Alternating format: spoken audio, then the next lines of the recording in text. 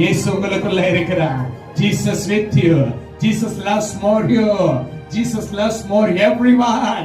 இயேசு உங்களோடு இருக்கிறார். இயேசு உங்களை ஆச்சரியப்பட வைப்பார்.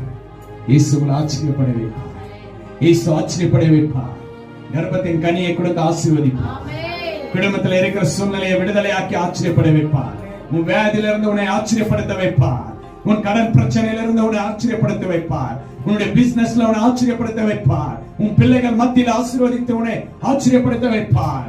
உன் குடும்பத்தின் மத்தியில் உன்னை ஆச்சரியப்படுத்த வைப்பார். ஏமா இயேசுவை நீ விசுவாசிக்கிறாய். இயேசுவை விசுவாசிக்கிறாய்.